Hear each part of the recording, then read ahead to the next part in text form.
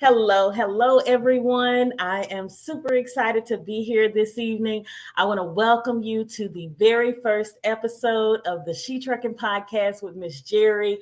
We are here every Wednesday at 7 p.m. Central Standard Time. I'm Miss Jerry with Life on the Road Recruiting, the owner and founder. We are a full-service third-party truck driver recruitment agency. Today, we have a very special guest. We're bringing you so much in this podcast, guys. It's going to be a lot of information about the future of transportation. So, if you're interested in learning and knowing how you can continuously evolve and elevate in transportation, this is your place to be every Wednesday at 7 p.m. All right, I'm going to bring up my sister, Sharae Moore, with She Trucking, the founder and president of the She Trucking. Hello, everybody. Thank you, Miss Jerry, Hello. for having me on your Yes. interview. Thank you so much for being here. Look, I'm excited about episode 1. There's so much to come. This is going to be an amazing podcast tonight. We've got an amazing guest on, and you guys have done a commercial together. Absolutely. So, Mr. Joel himself, the driver behind the vision of the iTorque, will be on. And so, I had an amazing opportunity to go to Salt Lake City, Utah. And y'all know I've been telling y'all about this every weekend. You're gonna get to meet him and see and understand like why this iTorque is so amazing. Coming from coming from a 2005 Freightliner to a 2023 Volvo iTorque, listen, it's like night and day. So y'all stay tuned, share this live out, share it out, because this is going to be an amazing show. Yes. We got everybody already tapping in. Hey, family. Hello. Thank you so much, Mr. Leonard, for coming on.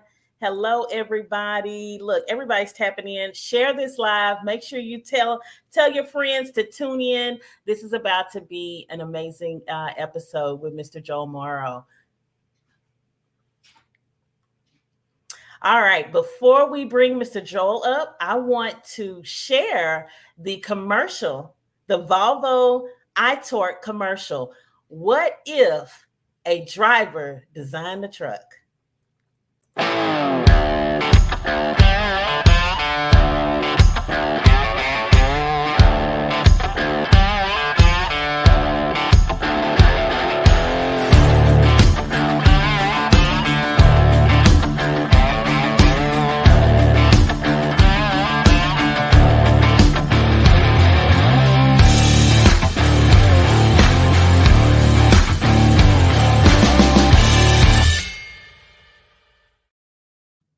Amazing.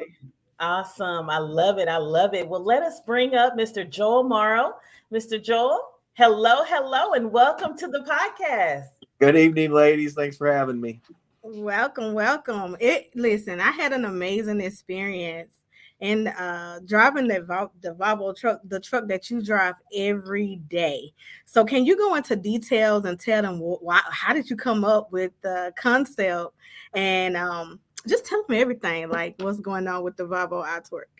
Okay, so the idea behind the Volvo iTorque was to make a truck that was very efficient, but also very adaptable. And one of the things that I've learned over the years speccing equipment was when you sat down and you were thinking about what kind of truck I want to build, you kind of had to get your crystal ball out to see what was going to happen in the future. Were we going to have strong freight rates and low fuel prices, or high fuel prices and low freight rates? Was the business going to expand? Were you going to have to run faster speeds to maybe service a customer because you had longer lanes? Were you going to be running in different geographical locations? And early on in my career, I'd helped my brother's fleet, Ploger Transportation, spec trucks. And we kind of got into a trap. I had spec'd a direct drive configured truck, and it was very efficient between 55 and 62 mile an hour. And at that time, freight rates were very low, fuel prices were very high, and we could keep drivers in slower trucks because guys saw it as job security. The trucks were very efficient. The business grew. We went from a short regional operation that basically ran around Ohio, Indiana, and Michigan, and pretty soon we're out to Georgia. We're running over to the East Coast. We were making some runs out to Utah, so we needed faster trucks. And when we took that truck that I spec'd for a short regional operation and was just a Joel, it worked very well, and put it into a different application, it didn't have enough adaptability, and we ran into emission system problems because we were running the trucks at too high RPMs because of the road speed, and we didn't have the correct gearing. And it really blew up in our face. And it was very painful as a fleet to have to suffer through that trade cycle when the economy changed. Freight rates got really good, fuel prices came down, and it was all about productivity at that point. And it, as well, it should have been, because Right. you want to run all the freight you can run when rates are high and fuel prices are low, and we just didn't have the right truck. So I thought to myself, how can we avoid this pitfall and not be trapped again like we were? And that's really how the concept of iTorque really came to be. We were looking at transmission, the ratio spread from the deep reduction all the way to the overdrive, and what rear axle ratios could we pair with this, and what kind of engine could we use that would operate very efficiently at low RPMs and at moderate RPM. And we started putting pieces of the puzzle together, and today we have iTorque, and it's a very fun truck to drive that's very adaptable. And when I say adaptable, it's adaptable to different weights, different terrains, what drivers typically think about your operating environment, but it's also adaptable to the economic environment, which is just as important as having a truck that's fun to drive. And when you bring that all together, it's just a home run. You hit it out of the park. Drivers are happy, people in the back office are happy, and it reduces maintenance costs because we control piston speed in the engine, and we allow for complete combustion, and we really, really drive down the emission system problems as well. That was my next question. How does it affect the emissions? Yeah. It's really great. When we start looking at today's engines, there's always issues with NOx. So most of today's engines run with retarded timing. So we are, kind of injecting after the piston's up at top dead center. And when we run at low RPM, we refer to this as piston speed. The slower that piston speed, the more time we have for combustion to complete, which drives down particulate matter, and it really helps to clean up the emission system, and is really good for that durability. And also, when we run that lower RPM or piston speed, we're not pumping as much air through the engine when we're not under load. So we keep the emission system nice and hot, and it's more durable and effective when we hold heat in the emission system. So it works very well across the board. Gotcha. So, and talk about the performance levels. I was very impressed with all of that. Yeah, see, you're a driver, so absolutely. From the driver's perspective. So when we talk about downspeeding, is kind of the catchphrase with all the OEMs. They talk about downspeeding, and oftentimes drivers think, oh, downspeeding, it must be a slow truck. The term downspeeding or downsped is in reference to piston speed, because the engineers understand the benefits of that slower piston speed. And when we slow the RPM down, we have to make adjustments in gearing. And so we went with, everybody's kind of familiar with the 12-speed I-shift. They also make a 13 and a 14-speed. My truck happens to have the 14-speed I-shift, which has very, very deep reduction. So a lot of people are used to hearing about an 18-speed manual to start a heavy load. The 14-speed I-shift has twice the reduction that an 18-speed manual has. So I can run very aggressive downsped gearing in the rear axle. So I have a 2.16 rear axle ratio through an overdrive transmission, which is 0.785 ratio on the overdrive. And this allows me to run 80 mile an hour at 1190 RPM. Wow. So it's hardly any Wow. RPM at all. So very slow piston speed, but very high road speeds. This also allows me to run in direct drive or even underdrive with torque multiplication, which is the great part for a driver because it'll pull a hill very, very strong. I can And she contest knows. it. And she knows. We have a question from Mr. Leonard in our audience. What motor and transmission and rear end is in the truck? Okay, so we start with the Volvo D13 TC Gen 2, and the engine is officially rated at 455 horsepower, 1,850 pound-feet of torque at 900 RPM. In reality, it makes 1,900 pound-feet of torque, so it's a torque monster, and it comes on at 900 RPM. The other great thing about the turbo compounded engine is that because we have a blowdown turbine and a turbo, the blowdown turbine applies, it takes waste heat that has come through the turbo, converts it to mechanical energy, applies it to the crankshaft in a similar fashion than an electric motor would. So we have 360 degrees of torque application on the crankshaft. So even running at 900 RPM, we're vibration free. The truck is very quiet, very smooth. There's no vibration, and it is extremely strong down low. And it will surprise a lot of people. A lot of people, oh, you can't do anything at 900 RPM. Just recently, I was in Denver, Colorado, and I had to deadhead to Kansas City to get a load because Denver's just kind of a black hole for freight. Yeah. There's just nothing coming out. So I had plenty of time to get over to Kansas City, and I set the cruise at 60 mile an hour and kicked it into manual and put it in overdrive, and I ran clear across the state of Kansas at 726 RPM at 15 miles to gallon with a truck. Wow. So it was pretty cool. Yeah. Now it was empty, and I'm coming off the Continental Divide. I get all that, but it's still an impressive number. And it really opens up a lot of opportunity for an owner operator when you can get that kind of mileage heading to go get a load, especially if you have to go any distance. So the transmission is the next part of the puzzle. It is the 13 or 14 speed I shift, which has deeper reduction than the standard 12 speed does. It is the same overdrive gear, but that deep reduction allows us to get pretty funky with that rear axle ratio. So we still can start a heavy load despite having a 2.16 rear axle ratio. And, that allows us to get out of a dock when we have 80,000 pounds on. It's one of those below grade docks that's down in the ground, and we can come up and out of there without, dropping the clutch on the ground or putting the drive shaft on the ground. So it has great startability despite the aggressive downsped gearing. And then the rear axle ratio, it's just 2.16. It is in a heavy duty housing though. It is a 12.7 millimeter housing, so we don't get axle flex in the back. It helps to control tire wear and a couple other things. But it's a very stout powertrain all the way through. We put the big Dana drive shaft in it, all heavy duty componentry all the way through, and it makes for a very fun ride. I love it. I love it.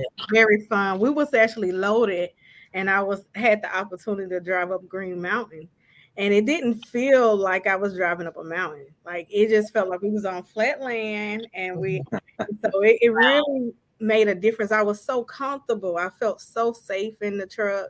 I think me and Mr. Joel were just talking up the mountains. Like we're chit-chatting back and forth like it was nothing, and she just cruising right up the mountain. Wow. Ski resort we're going up to, and it was pretty cool. Yeah. Nice. And now when I go back and look at the video, I'm like, wow, that was a real steep mountain. Do you remember the grade of that mountain? It was 7 and 8% the majority of the way up. So it was impressive. An impressive pull. There was one spot where we were right at 10%, a short little spot, but most of it was, between 7 and 8%. Absolutely. Awesome. And it drove like you on flat land. So the future of trucking, I love that. That's the topic of the conversation. We have Mr. Joel Morrow here with he's the CEO of Alpha Drivers, and he is also the brains behind the Volvo iTorque. And so Miss Jerry, Yes. you know what I loved about his truck as well? What's that? It had a back massager on it. Oh my gosh. Talk about comfort. Yeah. Comfort while on the road. Yes. Yeah, we have heat, massage, and ventilation on the driver's seat, and then under the passenger seat we had a refrigerator. Yeah. And then we also have the refrigerator in the back, so it has 2 refrigerators in it. Both factory options. It's nothing that needed to be installed afterwards, and that makes it really nice to have that second smaller refrigerator up front. Absolutely. Nice. And I've been to Salt Lake City many times, but that was the first time that I actually got to just see the beauty of Salt Lake, because I wasn't going through stressed and gripping the steering wheel hard, so it was amazing. It really was amazing. Nice. Miss Jerry, you want to take a commercial break really quick? Yes. Let's take a commercial break, and when we come back, Mr. Joel, we want to hear how many miles you've been driving. Okay. Sure. Actually, give us that now. Yes. I want y'all to take time, and I want y'all to listen to it. I want y'all to share this out, because I just want them, like people like you, who've been out there for many years, have so much wisdom, have seen technology go from what is them like a Sterling to this Volvo iTorque, so you've been able to see trucks evolve. And so go ahead and tell them how many years of experience you have. Sure. So I've been driving commercial vehicles since, I started at 15 and a half, actually, back in the day when you could do that. And I'm 54 now, so it's been a long time. We're probably, 35, 36 years, whatever it comes out to be, the math comes out to be. But I've averaged around 140,000 miles a year in my career. I don't sit at home very long. It's kind of in my blood. My grandfather done it, and he was never home very much. He used to love to run too. And my dad had a recycling company, and so at a very young age, I was able to drive in state, but still run a lot of miles, because he had just stuff that ran nonstop. So, very, very young, I jumped in the truck, and, I was running 500, 600, sometimes 700 miles in a day, just running around the state. I loved it. Absolutely. I turned the radio on and off I go, and I was in my element. So I did rack up a lot of miles, even though I'm relatively a younger guy. When you start to talk about 4.5 or 5 million mile career, being 54, not a lot of guys my age have that many miles. They're typically at the 3 million mile mark. But I did start young, and I just loved it. And I drove the wheels off everything I touched. Wow. 5 million miles is a lot. And a lot of people cannot say that they have been in this industry that long or driven 5 million miles. So my hat goes off to you for that's amazing. Thank you. And I got to witness it. When we come back, we're gonna talk. I want to bring up one. Remember we actually kind of went the wrong way. We had to back up down that street. Yes. And you got to see him in action. He was calm. He was like, he just listen. Experience that shows. Yes. I love it. Well, we're going to go to a commercial break. And when we come back, we'll hear more from Mr. Joel Morrow and Sharae Moore. Thank you, guys. Be strong.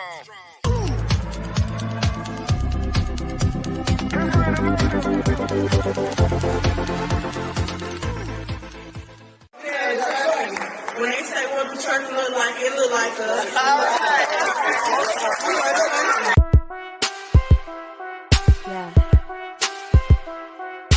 DJ Tony. For all my ladies out there trucking towards they goals.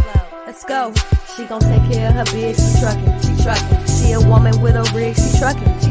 She gon' take care of her kids. She trucking. Yeah.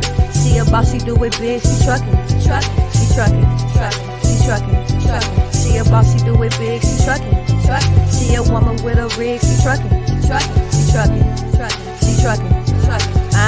Often hated, never duplicated. We underestimated, cause it's male dominated, but we getting payment like it's money motivated. Our clientele rated while they dragging, we gon' slay it. By the hour, we them girls and we got power. Haters everywhere like some patches, they be sour. Dropping lows on the road and we be runners. You can never do it like us and that's a bummer. They got my back, so I got my girls with me. I can't be like you, cause the shoes just won't fit me. All these moves and we make it all happen. We just show and prove while the rest of y'all rapping. Clocking in and making ends run.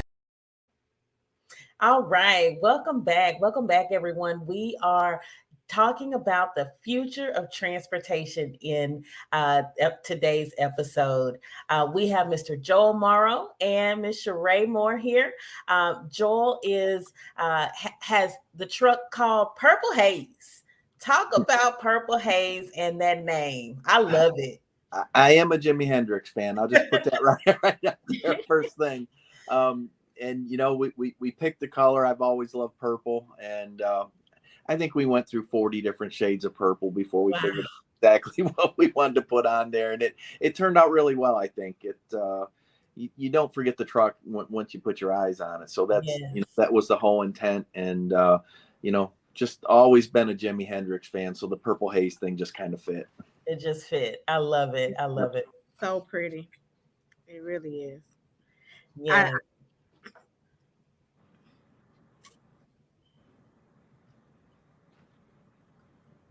So I wanted to, we talked about the million miles, 5 million.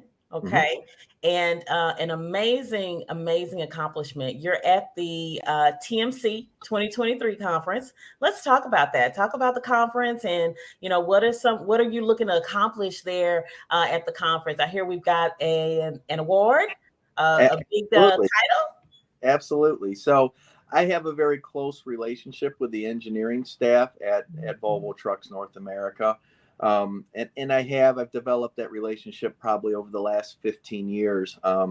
When I was working with Ploger Transportation, my brother's company, in the position that, kind of required me to have interaction with engineers as we were putting together specs for trucks. And, I just kind of leveraged that into the company that I have now. So they invited me to come down with them. I brought my truck. It was actually in the show.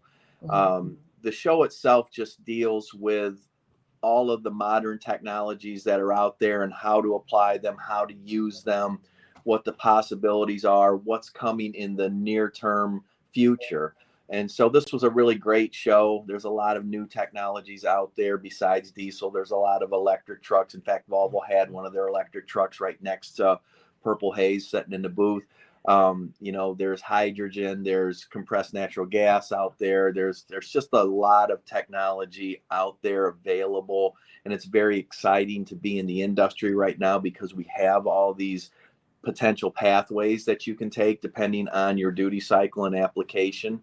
So that was all cool. What I thought was really nice is that the writers, all of the journalists for the heavy duty trucking magazines, whether it's Transport Topics or Heavy Duty Trucking or, you name it, they have all the journalists on a panel and they kind of watch all these technologies and what's going on. And they also have some engineers on the panel as well. And they kind of talk about what technologies are going to have the biggest impact for the year. And I got to tell you, I'm super proud that we were able to put the Volvo iTorque at the top of the list this year. So we won the Heavy Duty Trucking Association Riders Product of the Year award, and with a diesel engine. All the other alternative fuels seem to get the spotlight here lately, and we were able to win that award with a diesel powered vehicle. So I just super proud of that. We worked really, really hard on this, probably over the last 7 years, really. It's taken to bring this to market because we wanted to make sure that we worked out all the potential flaws, and I think we've got a really, really great product to offer. Wow, that's amazing. That's amazing. So Volvo iTorque Truck Product of the Year. Congratulations. That's a huge accomplishment. Thank you. It should feel good to kind of see your long-term work come to fruition. I'll tell you, as a driver, because I am not a classically trained engineer, and I'm a research nut. I research everything. I read everything I can get my hands on. And, if if I have any idle time, I'm Googling something. I'm always wanting to learn about something. I think in today's industry, education is absolutely the key to success in this industry. A few years ago, somebody might have said, trucking's not rocket science. I beg to differ. There's a lot of technology here that you really have to get your mind around. And if you're buying equipment and you don't understand what you're buying completely, it's going to bite you at some point. It's going to get you. And so it's very important that you do your homework and you understand the technologies that you're dealing with. And it takes a lot of time and a lot of effort to educate yourself. It always does. But, in trucking and transportation, we're so busy doing the job of moving freight. Yeah. Sometimes it's very difficult to find the time to educate yourself on the equipment and the components that go in when you're speccing a truck and trying to assemble equipment. So educate, research, do your homework. I love it. I love that you that education is key, because in this industry you have to, or you'll get left behind. There's no doubt. Yes. Yeah, absolutely. You're going to go broke, and it's going to be painful if you don't educate yourself. So absolute key, and we're not talking necessarily go to college in the classic sense of education. Do your homework, get on and read everything you can read. And even when you think you're ready to buy, read some more, and you need to be sure, talk to people in the industry, and really make sure you know what you're doing before you pull the trigger on a new purchase, because if you don't get it right, it's going to hurt. Yeah. What are some just real quick, what are some industry newsletters or sites that you recommend, that you kind of lean to for your education and information? So, this is kind of one of the things that I always thought we were really lacking. There you go. Volvo Trucks Magazine. You go into the Volvo dealer and grab a magazine. I thought we were really lacking a way to communicate new concepts and technologies to the driver at the driver's level. So there's a lot of publications out there that it's all in engineering lingo. And if you're not a classically trained engineer, you're going to have a very hard time following this stuff and really getting your mind around it. And this is why I started Alpha Drivers. Trucking's been good to me. I really want to give back to the industry and help people to avoid a lot of the pitfalls. I learned the hard way, seat of the pants. And there were a lot of failures early on, a lot of failures, to the point where you just wanted to give up and quit. But it's the only thing so you just keep going. And so over the years, you acquire a lot of knowledge. Mine's seat of the pants knowledge. And I get to kind of validate my seat of the pants knowledge with real engineers, and we have a very good working relationship. And Alpha Drivers, I have Alpha Drivers Transportation and Testing and Consulting, to where I kind of put this information out, and I do it in social media over at Volvo Truck Masters on Facebook, and I'm also personally on LinkedIn. Where I have a lot of discussions, but there's a lot of techs now that are involved. Volvo Master Techs. There's some of the engineering group is involved over at Volvo Truck Masters. So if you're looking for something Volvo specific, that is a very, very good place to go. The other place that I would recommend for people that own any brand of truck, it's the 9+ Mile a Gallon Club on Facebook as well. There's a lot of good information there. You'll see a lot of arguing back and forth, kind of how the sausage is made. But these are guys that they're not engineers, but they've been in the industry for a long time, and they have a good handle on what's going on. I mean, I get in there and I don't even agree with some of the guys, and we'll be mixing it up back and forth, and you'll see a lot of different opinions, but you'll start to see the trend lines and how things are trending, and you'll start to grasp concepts and start to understand what's going on. So, that's kind of a free-for-all kind of a thing, and I think it's fun. You get in there and you're talking different concepts and arguing back and forth, but If you're looking for Volvo specific, it's Volvo Mhm. Masters, and then Mhm. 9+ mile a gallon club is a very good place to go if you want to learn about fuel efficiency. Thank you. Absolutely. Sure. I do want to show everybody your episode. So Okay. if it's okay with you, I want to play it so y'all can see and learn the story as well. As it's amazing. You did an amazing job with being able to tell your story. Well, thank you. You used to have to choose between power and efficiency. You could never have both. I set out to fix that. Volvo wondered, what if a trucker designed a truck? When they approached me, I had to think about all the millions of miles I spent on the road connecting the nation. Out of that was born the iTorque. I'm Joel Morrow. This is a new series from Volvo that explores the world of iTorque. Hey, Rob, I can't wait to show you some of the things that I've spec'd on Purple Haze here. Why purple? First of all, I went through 40 shades of purple to find this color purple, but it's always been my favorite color. You've been involved with Volvo for many years now. What makes this truck different in terms of efficiency? The iTorque package gives us a lot of options as a driver. The turbo compounded engine produces a lot of horsepower and torque at low RPM. It's a very strong engine, despite a truck that gets very good fuel efficiency. It's one of the things that drivers kind of push back against the truck. They automatically think this thing is going to be a dog in the hills, and it's just exactly the opposite with this. iTorque gives both the owner and the driver versatility. Brand new truck? Brand new truck, absolutely. It's all yours. Yeah, that's kind of cool. Yeah, absolutely. It's brand new. You can tell. There's still some tape left here. Yeah, fresh from the factory, Joel. Nothing but the best for you, bud. It's been a long, long time coming. I can't wait to get behind the wheel. But first, let's get Purple Haze out on the test track. We're going to see what iTorque can do in the real world. Here we go.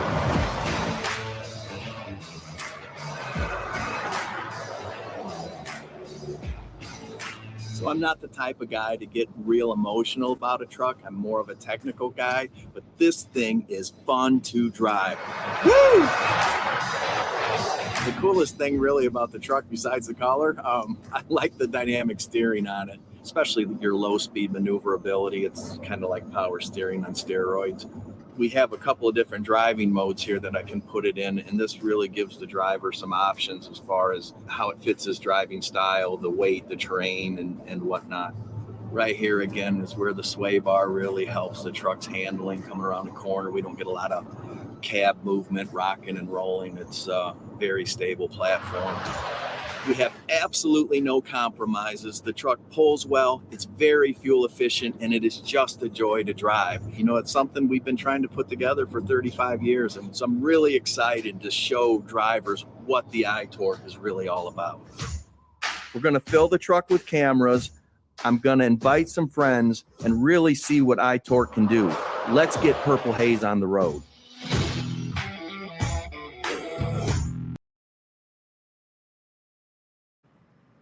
I love it. I love it. Absolutely amazing. Absolutely amazing. I think you're definitely light years ahead and on the cusp of this evolution that we're seeing in our industry. And you know, my question is, how are drivers adapting to the changes that are coming, and what are your thoughts?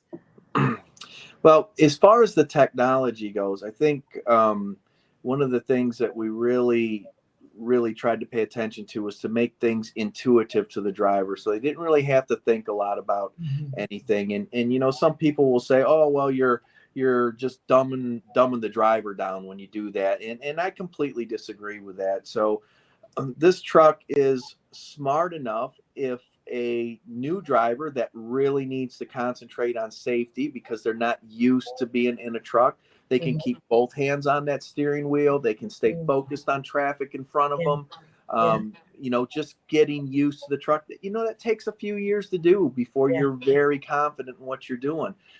So we can put it in a completely automatic mode and run it that way. I can also put it in manual mode, and I love to bump the gears manually from time to time. You know what I mean? It's just fun to do. And I like to challenge myself sometimes. Can I do a better job than what the computer's actually doing? Most of the time I can. Every once in a while you'll do a little bit better job than the computer, but it'll just be by a very narrow margin. You really have to work at it. And I'm getting older. I don't want to work that hard anymore, to tell you the truth. So it really allows the driver that's sitting in the seat to do what makes them comfortable. If they want to participate, they can put it in manual mode. They can bump gears all the way from 1 through 14 or 1 through 13.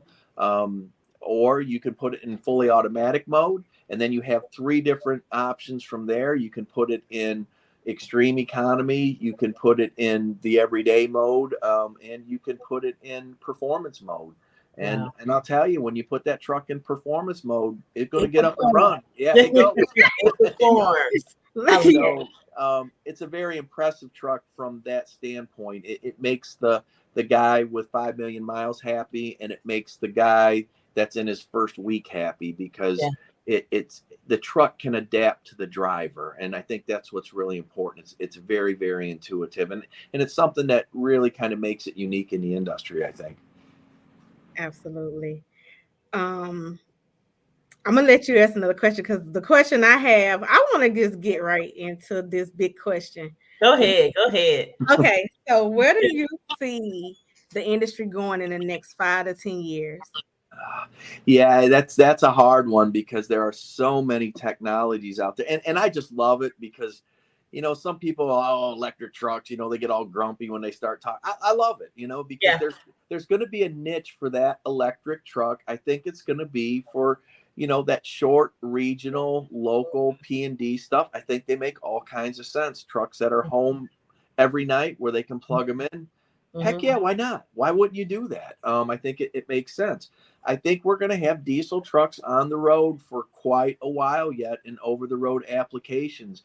Battery electric, they have some power density issues there. They get very heavy when you want to run longer distances. The batteries have to weigh a lot to get you there, and you lose a lot of payload. So I don't foresee full battery electric, stepping into that long haul market just yet. That's probably at least 15 years off till we see that happen.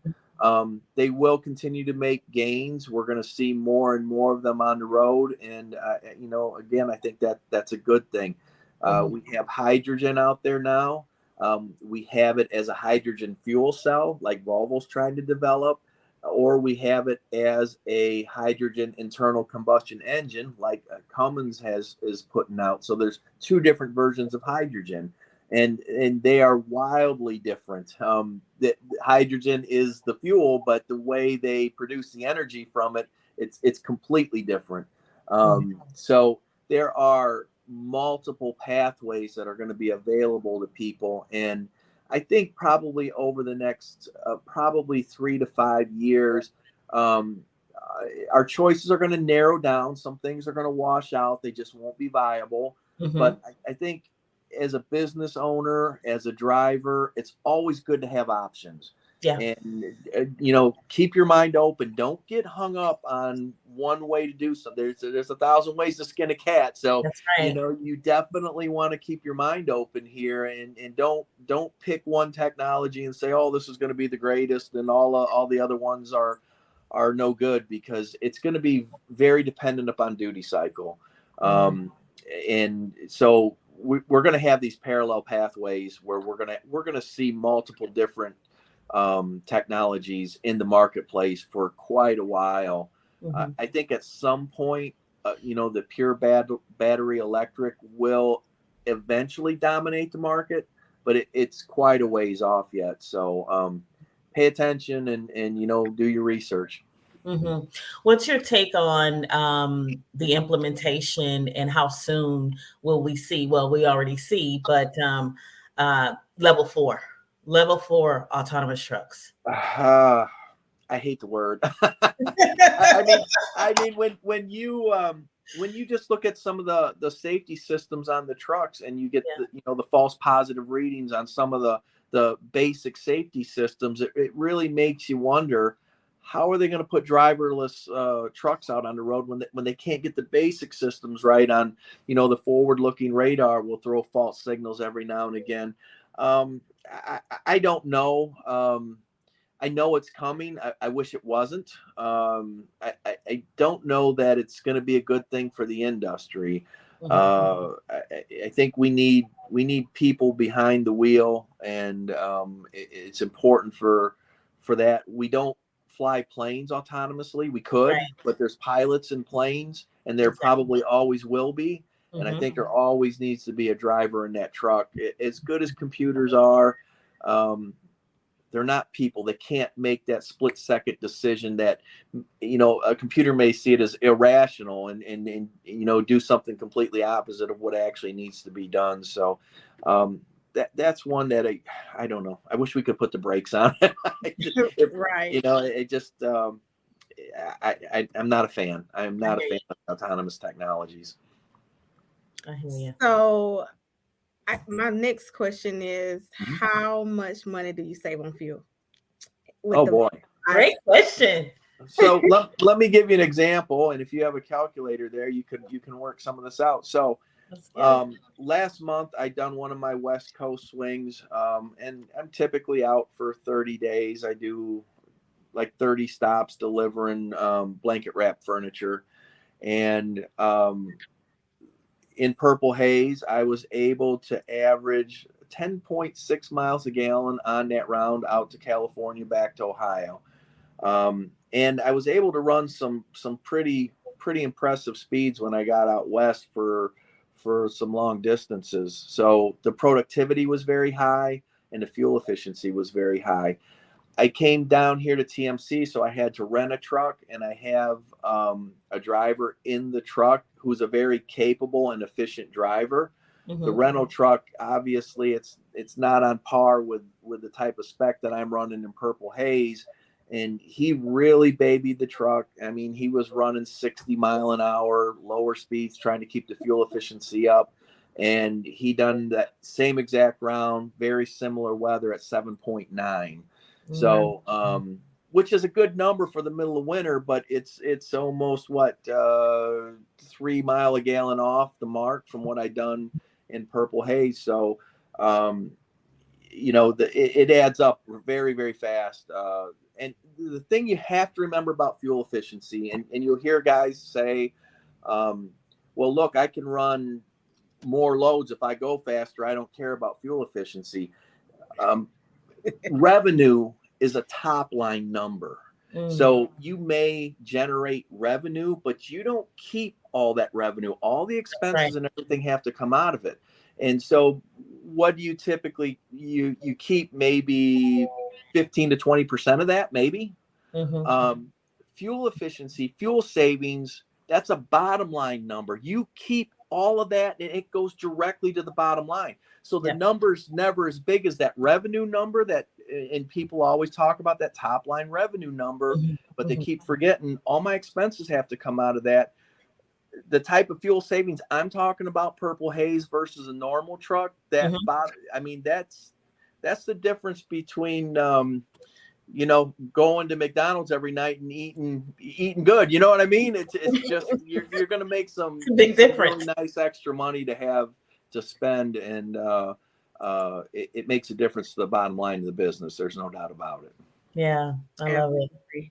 So you make more money when you go to the Purple Haze, to the Volvo iTorque, than you do running a regular truck. Oh, absolutely. The fuel efficiency alone is gonna be a game changer for you. For a lot of people, somebody that's getting in that 5.5 to 6 mile a gallon range, if you go from 6 to closer to 10, you're gonna make the full truck payment and then some. Plus, you're going to drive maintenance costs down. And of course, now a lot of people are probably their heads ready to explode, saying, "Oh, there's no way that a new truck with all the emission stuff is going to have lower maintenance costs." It's all relative to piston speed. It goes back to that very slow piston speed. Now that we know to run things at lower RPM, slow the piston speed down, hold the heat and the emission system, you virtually have no issues at all. And so you really can drive maintenance costs down, even versus a non-emissions truck, and realize a very nice return on your investment with the improved fuel efficiency and reduced maintenance costs. Yeah, I didn't even see the fuel hand move at all. Like, it just hangs there. And I only have one tank on that truck, so a lot of people, they have 250-gallon tanks. That's what they want. I have a single 150-gallon tank. I can run coast to coast with no problem at all. Because you're over 10 miles a gallon, so you got 1,500 miles of range on one fuel tank, and it works out very well. Absolutely. Awesome. I want to recognize, and then Ms. Jerry, I'll let you ask your question because I know you got another one for me. But I do want to recognize the other people who was able to be on the Volvo commercial. Yes. Tim Ridley, he was amazing. He had an amazing episode. And so tell us a little bit about Tim and Mr. Al and Kim. Yeah. Tim. Tim he's just a great guy. You can tell he's been in the business for a long time. Tim, now he's into Sirius Radio now, but you can tell his heart is still in trucking. There's no question about it. We got in the truck and we ran out across the salt flats, and he was at home in his element, and he had been in the truck for a long time, and he's just loving it. So that was really cool, and he was against it, so he was not on board. Right. Yeah. He was a classic truck type of guy. He liked the long hoods. He liked the manual transmissions and the traditional gear ratios. And we talked, before we got in the truck, and he flat out told me, he goes, I don't know about this. He goes, I don't think this is going to work. And his jaw about dropped, and we got out there, and he wound it up to 80 mile an hour, and the thing is just dead quiet. Wow. It's just running along effortlessly, and he just really started to enjoy it. It actually, it really turned into kind of a touching moment, because you could just tell he was in his element. He really enjoyed it, and you could just see his mind working. It was taking him back to when he was younger, driving out across there, and it was really cool to see. Absolutely. The Volvo iTorque converted him over. Yep, absolutely. He's a lifer. Yes. Wow, that's awesome. And then Mr. Al and Miss Kim, I do want to recognize them. They are it was amazing. I got to actually meet them while we was there, and Mr. Al had been driving Al's got more miles than I do. Yes. 8 million miles. The stories that he was telling me was amazing about the transformation in trucking. So how was that experience? So Al, I've talked to Al, for a couple of years, and he was an old school guy too. Of course, he came up old school. He's been driving 52 or 53 years. He's been out a long time, and I don't often bump into guys that have more miles on the road than what I do. So it's kind of cool. It's kind of humbling, really. You can tell he is a truck driver in every sense of the word. And when you talk to him, he can relate things back to the old 2-stroke diesel engines, way back in the day, and the 2-stick manual transmissions, because he actually drove that stuff, and he done it on a regular basis. It just wasn't for, I built this truck for fun and I go drive it around the block. He had to live that stuff. And so it was really interesting to get his take on things. And he was kind of the same way, pretty skeptical that a truck could run at that low RPM, very concerned about emission system issues. He has since bought an iTorque spec truck, and he just absolutely loves it.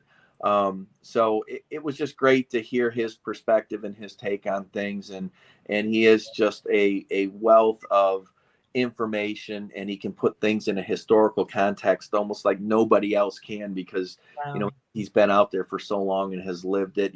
I drove some of the older stuff, but he goes way back, so it's cool for me to listen to him talk about it. Wow, that's amazing. This has been absolutely amazing, Mr. Joel. What's next? What's next for Purple Haze? What's next for Alpha Drivers? Tell us about that. Well, I'm working on expanding Alpha Drivers. Right now, the testing and consulting company, I primarily work with OEMs, engineering staffs, engineers on a daily basis. And I love that challenge, but what I really want to do and where my heart's really at, I want to be able to help the small fleet and individual owner operator. I'm working to put together a service. If you want to spec a new truck, you come to me with your information. I'll sit down with you, help you decide what that spec should look like, and even go to the dealership with you and potentially even have to interact with the engineering staff back at the factory to make sure that we get that build just right, the way that it should be. And I'm trying to put this together in a way that it's affordable and it makes sense for everybody involved. And there's still some things I'm ironing out in that regard, but we're getting closer every day. And I'm hoping to have a website up and running soon, so we can start to, facilitate and accommodate that, get some of these owner operators in and put the service out there and see how it works. And hopefully it's successful is what I think it will be. You look at the price of a new truck today, you're anywhere from $210,000 to $250,000. You want to make sure you get that build right, and spending a little extra money to have somebody review every component and give you an opinion on what's happening or why not have that component or maybe a different one, I think brings a lot of value and a lot of confidence to the guy buying the truck that he's making the right decision at that point. Yeah, Absolutely. I love it. Awesome. Thank you so much. Tell them how they can contact you. Well, the best way to get a hold of me right now, because we don't have website up and running, is just through my social media feeds. You can find me personally on Facebook and on LinkedIn. Go to Volvo Truck Masters. You'll always find me there, and you can ask questions. It's probably the best way at this point. I'm hoping to have something for Alpha Drivers up and running. I'm a perfectionist, and I've gotten a couple things going. I'm like, no, I don't like it. We need to change this and change that. So it's been a slower process than what I like. But I'm hoping to have something probably within the next 2 to 3 months that you can come directly into a website and ask questions and get answers. So that's what we're looking to do. Well, we're going to definitely talk. Absolutely. Yes. Absolutely. So the future of transportation. Yes. Miss Jerry. Yes. From this discussion, what do you think? We got a lot of technology that's coming, and that's for the better. I just want to say, I wish that this technology was around when I first started. I know, Mr. Joy, you wish it was around when you first started too. Absolutely. And I think the future is going to be great and it's going to be bright. Now we're going to run into autonomous trucks. So y'all got to be, we got to be ready. We're going to be ready for it. But no, I think my son is in the process of getting his CDL right now. And I think these things that are being put in place are for his future. And so I'm super excited to see them. That's why the future of transportation is really important. It's a really important topic for me. So I'm so glad to have you, Mr. Joel. I agree. One quick thing here, and this isn't technically a technical issue. So when we look at younger drivers, and this is near and dear to my heart because I wish this would have happened when I was younger. So as an industry, we are regulated by the hour and we're paid by the mile. So when you get groups like some of the owner operator groups, they'll say the ELD is the worst thing ever.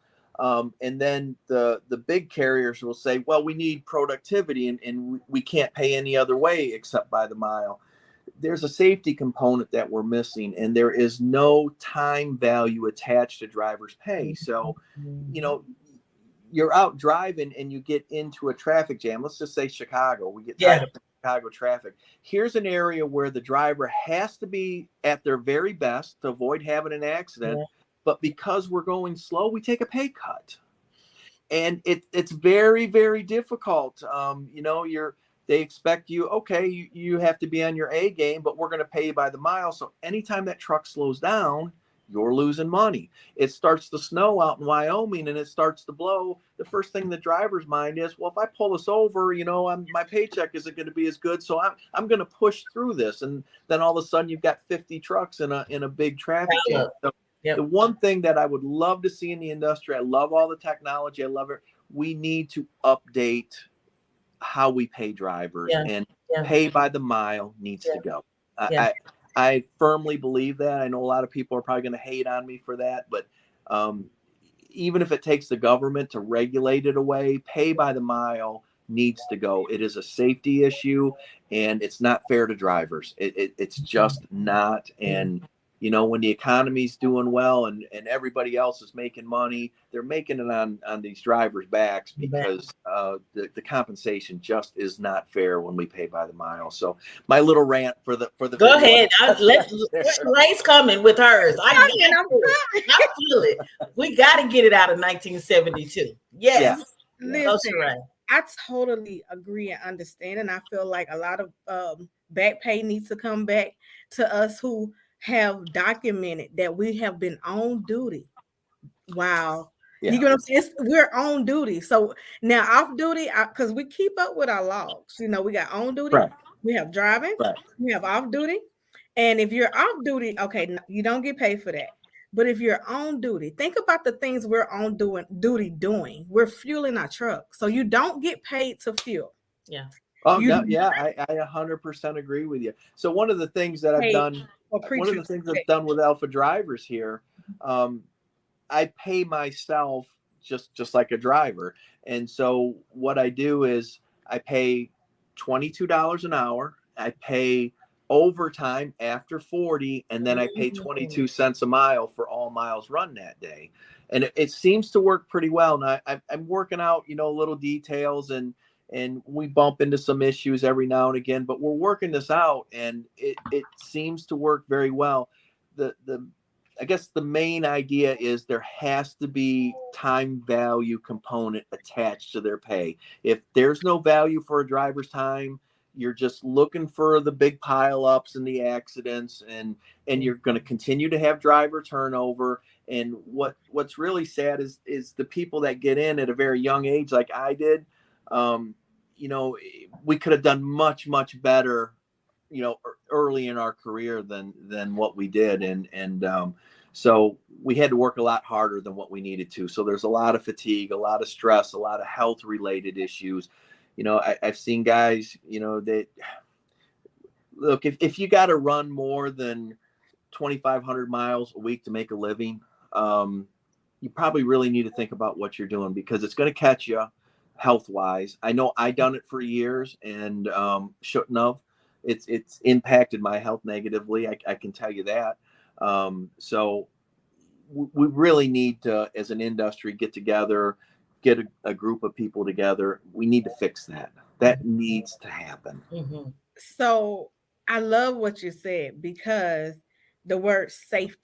Yeah. The things that make us safe, like our pre-trip, our post-trip, our during the route trip, that's the part that they not paying us for. Yeah, exactly. And exactly.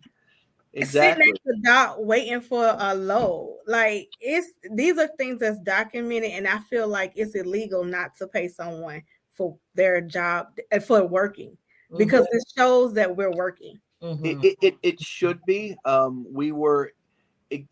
The original intent of the law, my understanding is that somehow in their mind, way back in the day, they thought that by exempting us, it would encourage us not to work as much. And I don't understand that. I've heard that multiple times where they threw that out. And then, of course, in the 80s and the 90s, it was always said that, well, we have no way to really track if the truck's moving, if it's not, and they'll just cheat on their pay sheets, which that was a valid point back then. We can track everything now. Track it now. Yeah. Yeah, you're exactly right. And Absolutely. I know that drivers hate the idea of Big Brother, but when you look at it, becomes your best friend as a That's driver. right. That's right. Absolutely. So we're all on the same page here. So this Yeah. is cool. I mean, Yeah. Absolutely, because it made me an outlaw driver. Because at the end of the day, we had to get where we had to go. It didn't matter if that time said that we couldn't. I'll turn that off and keep going. Yeah. And that's what we had to do. You know, Yep. we had to do that to be able to make money. Yep. Because I saw $400 checks, $200 checks, Yep. $100 checks, and I was on the road doing a lot of miles on the road that I would. You have one breakdown there, you just done for the rest of and stuff like that. So I totally agree, and I feel like I should get back pay. You should get back pay, and everybody should get back pay. Yes. If they logged on that time, because it's logged.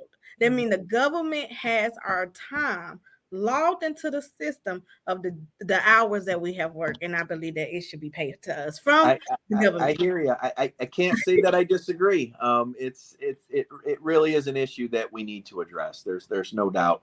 We should try to end pay by the mile, regulate by the hour as soon as possible. I think the driver shortage goes away at that point. We can bring people into the industry. It becomes look at it before deregulation, when we had a lot of union drivers out there. The pay was good. Truck driving, you lived very well. It was upper middle class jobs. Now we're kind of middle class and lower middle class jobs, which is something that I just hated to see happen to the industry. You have to work very, very smart in today's industry, which that in itself is not a bad thing, but there's way too many people that they get into the industry. They don't know exactly what's happening. They don't know their value, and they don't understand the value of their time. And it really is a problem in the industry that we need to solve. Absolutely. I totally agree. And I love this conversation. Now we're talking trucking. This is real trucking talk. Absolutely. There you go. I love it. I love it. I'm so happy that you came on today. I know you've been busy. You down in Orlando. TMC. Before we go at TMC, they talking about the future of transportation, right? Yes. There. So bring us back some gems. Promise me you will come back on the show. Oh, absolutely. Absolutely. Just let me know and we'll get back on. And I get long-winded. I love talking trucks. That's my life. So let's do it. We love it. We love it. What stood out for you at TMC so far? What day is this? This is the final day for the TMC, and then the ATA comes in right behind us, and they're moving some stuff in as well right now. But there was just so much. I don't think any one thing stood out. I mean, obviously I'm a little biased on the whole Volvo award thing, but beyond that, there was just so many cool things on there. I got to talk to some solar people. We put solar panels on the truck to help the electric parking air conditioner run longer. There's a company that makes a powered hub motor that goes in the wheel hub that could give the truck an extra 150 horsepower in a wheel position, and we can do some torque vectoring and just really cool stuff. And I was geeking out on all this stuff. I had all these engineers in one place to talk to, and I just absolutely loved it. And I got there first thing in the morning and stayed right up until it closed every day, and just talked to as many people as I could. But just so many good ideas out there. Obviously some of them are going to wash out. They won't be viable, but it's a great time to be in trucking from a technology perspective. No doubt about it. Yes, absolutely. I know we over our time, but I got another question. Cause we talking trucking, so he got me excited. Go ahead, sis. Tell my audience, there's a lot of people who watch our shows and they new to the industry. Could you tell them how much was the pay when you came into the industry? Oh my. Oh geez. Because I tell everybody I started. Yeah, when I first started driving, I was I think I was at 22 cents a mile, something like that.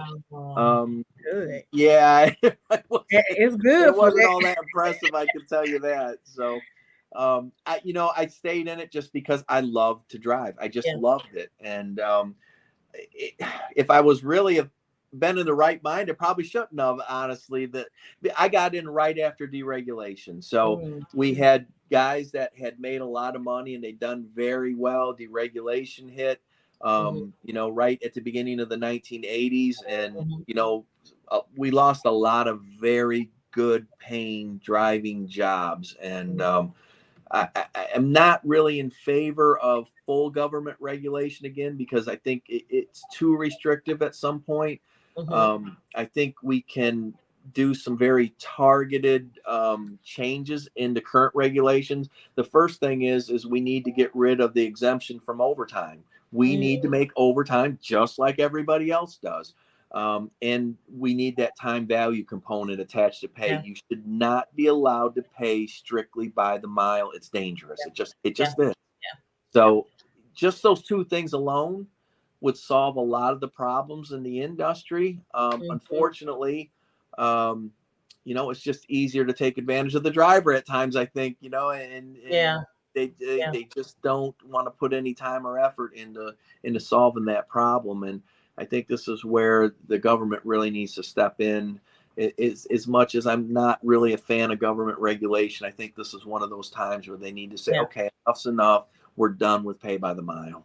Yeah, because it's so connected to safety. It's so it is. Yeah. Take a break and rest and get some sleep, or get more miles in. Yep. And when you talk to a CEO of a trucking company, they're a business person and they are trained to think in terms of productivity. They don't really care about the safety part of it. It's not them and their family out on the road. You know what I mean? And so, hey, look, we're gonna skimp on the safety. Just get that load there. I don't care if you really fall asleep and drive off a bridge. Just get that load there. That's kind of their mindset, and it needs to stop. Absolutely. And that's how we need real drivers to speak up like you're doing, taking charge. That's why I love this conversation. And my last question, this is going to be my last one. I know I want to go. But I said the last one was my last one, if you count that. But what do you love about trucking? Yeah. I love being out on the road. I don't know. It's just something that's in you. Some people get homesick. I'll be honest with you. When I'm home for 2 or 3 days, I'm getting stir crazy. I'm like, get me back out on the road, and I've just lived it for so long that, things that naturally occur to people, like get the mail, take the trash out, go buy the grocery, that doesn't even enter my mind when I'm home. And some people are like, you gotta get the trash out. Like, oh, okay, yeah, that's right. I forgot all about it. So I just love to be on the road. I absolutely love to drive. I love the mechanics of trucks. I love trying to figure out how can I do it better? How can I be the best that I can be? It's just something I think that's in my DNA. How it got there, I don't know, but I love it. So that's why I'm here. So you can, everyone who's in our She Trucking community, you can find Mr. Joel right in our community. He's always posting content, talking about the Volvo iTorque. If you have any questions about, as you see, he's good on the specs. You asked me about a spec, I don't know. Okay, I don't know. So and that's why he's. Some people, one of our members said, "Why is it a man in our community?" Because we 30, almost 30,000 strong. And I said, because we have to have this information in our community, because this is the best truck for women to drive. And I'm not just saying, I'm saying that because it's the truth. Okay, when I drove that truck, it really made me feel safe. It was stress-free. And I wish when I started in this industry that I had the Volvo iTorque, because you can really put a lot of miles. It wasn't a wear and tear on my body. Most of the time you get out the truck and you're like, oh Lord, my back, my hips, my everything. It wasn't any wear and tear. And so this is a great truck that I suggest that women drive for safety and comfort. Education and technology cuts across everything. Absolutely. Man, woman, it doesn't make any difference. So I'm here to help. If you need help, you want to reach out, I'm more than happy to help anybody. If you're interested in this stuff, I just love to talk about it. So Yes. yeah, I'm gonna here if pressure you to anybody make needs a to pink one. help. What's that? I said, I'm gonna bring up the pink conversation. The pink. there you go. There you go. That is definitely the next one. Mr. Joel, this conversation has been absolutely phenomenal. You have, just kind of blew our minds with the specs, with the information, with the TMC, all of those things. And so this is the future of transportation. We do have a question from Miss Rita Patterson. Hi, Rita. Hello, love. She says, what are the possibilities of trucking companies utilizing these types of trucks? And if they do, will they pass the cost to the drivers? As you stated, the pay per mile is not fair. And she says the country survives on the backbone of truck drivers. And it does. It does. We couldn't have anything without. Exactly right in that standpoint. But as far as the iTorque itself, it will actually reduce a trucking company's cost. So there will be nothing to pass on to the driver. They will actually be able to afford to pay them more. My brother's company, that's exactly what he was able to do when he started running the iTorque trucks. He was able to increase everybody's pay across the board. So that was a great thing. And that really makes you feel good as a guy that specs trucks, putting this stuff together, when he's able to give pay raises because the spec is so efficient and productive, without putting the driver at any more risk. We have all the safety features built into the truck as well. So that's always a good thing. And it was really gratifying to see that, he could do the right thing and pass those savings along to the drivers. Mm-hmm, mm-hmm. That's Volvo iTorque, Truck Product of the Year. That's awesome. Of the Year. Congratulations. Absolutely. Thank you. You guys deserve it. Thank you so much for being here. We truly appreciate you. As Sharae said, we're going to bring you back. We're going to bring you back in the future. This has been an amazing conversation. We learned so much. Looking forward to be on again. Absolutely. And with us being on the Women of WOTAD, Women of Trucking Advisory Board for the FMCSA, if you listening, you will hear us talk about these two items. We've been taking notes over here. Yes. Our next meeting, we will bring we're definitely going to advocate. Absolutely. We're going to advocate and we're going to educate and we're going to, because this change needs to happen now. It needs to happen now. I agree. I agree. Yeah, an amazing episode. Thank you so much. You have really set the tone for the first episode of our Wednesday Future of Transportation podcast. Look, the next guest, they got to come with it. They have to come with it. Well, I appreciate you having me on. I really do. I like to be able to get out and just help whenever I can. And so whenever you want me back on, just give me a shout and we'll get on again. Thank you so much. You can catch Mr. Joel in the Volvo magazine at the Volvo dealership as well, in every state. Yeah, there you go. Yes. Now I started getting autographs. I just want to say this before we get off, because I started getting an autograph up here. So I'm collecting all of my autographs. If you want to watch the entire series, all 4 episodes, they're on YouTube right now, and you just go to Volvo Trucks North America YouTube. They pop right up, and you can kind of get a feel for what we're talking about here. I think those videos done a good job at capturing what we're talking about here and the direction the industry needs to go. Yeah. And a lot of people have caught those videos, 325,000 views, right? Yeah, it's in that neighborhood. Amazing. So it's they're taking off. So that's great to see. I love it. Well, again, thank you. Thank you so much for your time, and enjoy TMC 2023. All right, ladies, I'll talk to you again and hopefully be on again soon. Yes. Thank you. Absolutely. Thank you. Oh, wow. That was absolutely amazing. Absolutely amazing.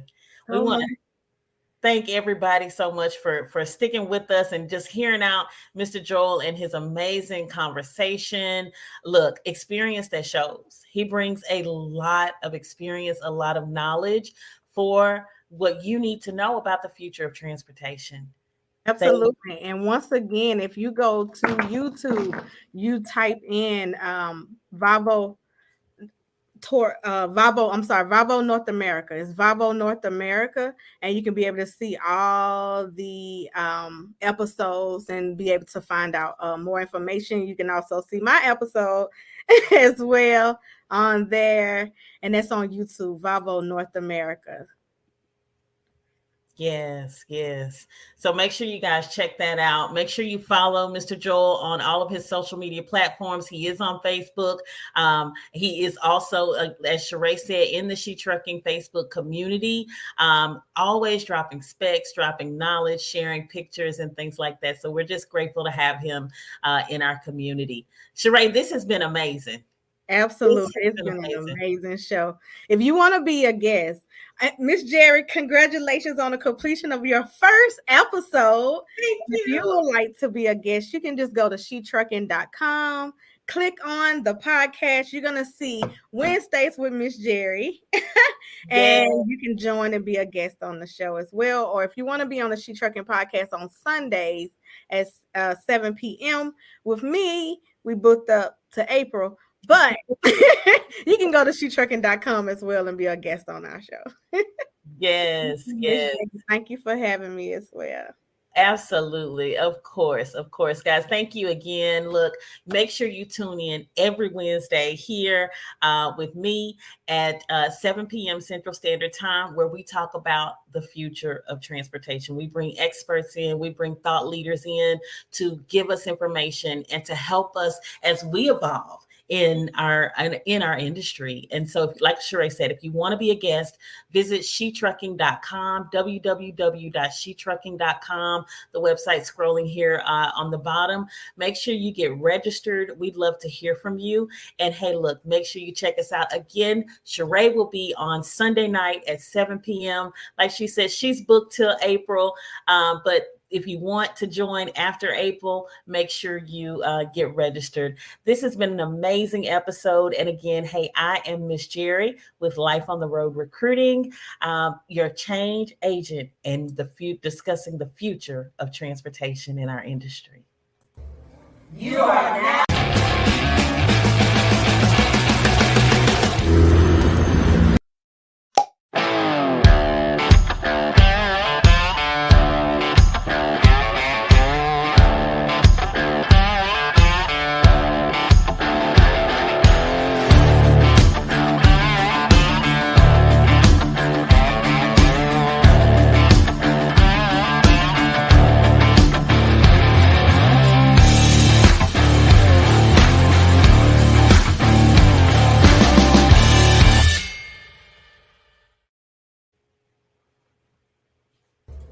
You are now listening to CTR Media Network.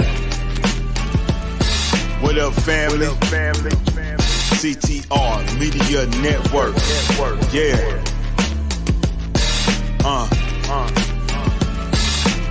Best in the biz. Yeah. Join the team. CTR is who we are, the media network, that's the best by far. Whether you're listening at your home, at your job, in your car, come get the information that's needed above par, never lasting.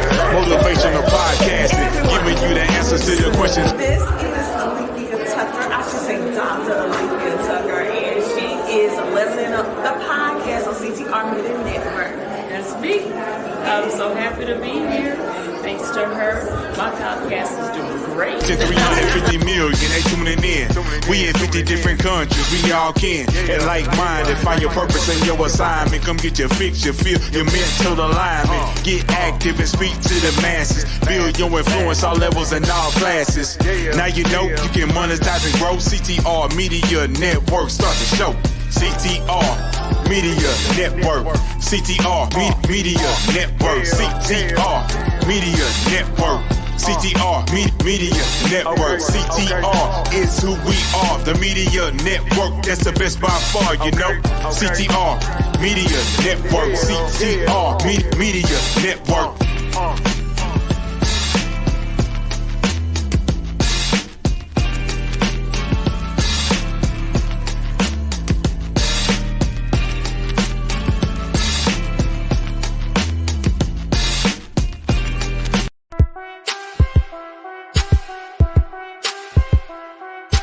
DJ Tony Dunn. She gon' take care of her bitch, she truckin'. She a woman with a rig, she truckin'. She gon' take care of her kids, she truckin'. Yeah, she a boss, she do it big, she truckin'. She truckin'. She a boss, she do it big, she truckin'. She a woman with a rig, she truckin'. She truckin'.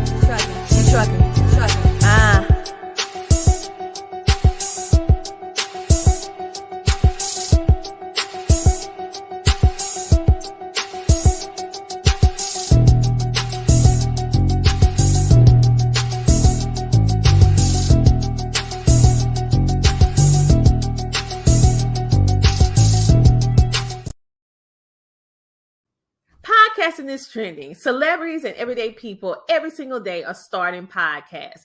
You may be even thinking about starting a podcast yourself, but the question still remains the same. How can you start, launch, brand, market, and grow your podcast? How can you connect with the right people in the media and the podcasting industry in order to elevate your visibility?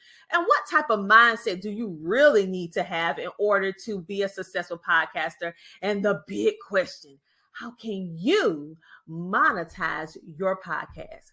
Well, hello, everybody. I am Dr. Tina J. Ramsey, host of the Tina Ramsey Show, podcast coach and podcast network owner. And the good thing is that I have you covered. You can ask all of these burning questions and so much more to our experienced media and podcasting professionals on our live Q&A at the Power of Podcasting event that I am personally inviting you to on May the 6th from 2 to 7 p.m. in Atlanta, Georgia at the Pop-Up and Create.